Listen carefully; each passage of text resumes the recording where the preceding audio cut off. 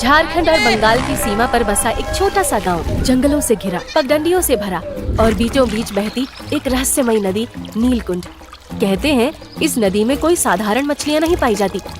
नीलकुंड के किनारे रहने वाले मछुआरे पीढ़ियों से यहीं के पानी से पेट पालते आए हैं, लेकिन कुछ सालों से इस नदी में मछलियां कम होने लगी, स्वाद चला गया और घाटों पर सन्नाटा छा गया। उन्हीं मछुआरों में एक गरीब विधवा अपने छोटे से बेटे के साथ रहती थी। उसका नाम था बिंदिया। एक गरीब विधवा जिसकी किस्मत टूटी हुई थी, लेकिन हौसला चट्टान जैसा। न नाव थी, न महंगे जाल, न आदमी का सहारा, न पूंजी का भरोसा। एक रात बिंदिया का बेटा बिंदिया से कहता है, माँ, खाने के लिए कुछ है क्या? बहुत भूख लगी है, दिन में भी कुछ नहीं खाया। बच्चा होता तो तुझे भूखा क्यों सुलाती बेटा? घर में कुछ भी नहीं है जो तुझे पका कर दूं। माँ, भूखे पेट नींद नहीं आएगी। थोड़ा सब्र करो बेटा, आज नदी से कुछ अच्छा पकड़ कर लाऊंगी, देखना। बिंदिया पुराने फटे कपड़ों में अपने जाल के साथ नदी की ओर बढ़ती है। अरे बिंदिया, इस समय नदी पर? काका, मेरा बेटा भूख से बिलख रहा है। आपको तो पता है नदी में कितनी कम मछलियाँ हैं।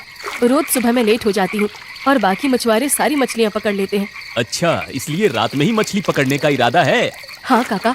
सुन, दक्षिण वाले कोने में जा, वहाँ कल मैंने कुछ झींगे देखे थे। अरे, उधर तो कोई जाता ही नहीं। हाँ, वो नदी का कोना थोड़ा अजीब है। पर काका, ऐसा क्यों? कहते हैं वहाँ की मछलियाँ कुछ अलग हैं, लोग डरते हैं। लेकिन तुझे डर किस बात का है? हाँ काका, अगर आपने झींगे देखे हैं तो मैं जरूर पकड़ूंगी। बिंदिया नदी के दक्षिण कोने पर जाती है। पहले जल माता को प्रणाम करती है, फिर जाल फेंकती है। कुछ ही मिनटों में भारी भरकम झींगे जाल में फंसते हैं। हे भगवान, इतने बड़े झींगे, एकदम चमत्कार।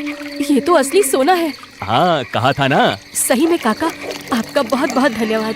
वो जल्दी से सारे झींगे बटोरती है और घर लौटती है। अपने बेटे को मछली पकाकर देती है और अगली सुबह अपना ठेला लेकर निकल पड़ती है। बाजार में भीड़ लग जाती है उसके ठेले पर। बिंदिया दीदी, 1 किलो देना। तुम्हारे झींगे तो बहुत बढ़िया लग रहे हैं। बाकियों की मछली में वो बात नहीं है बिंदिया।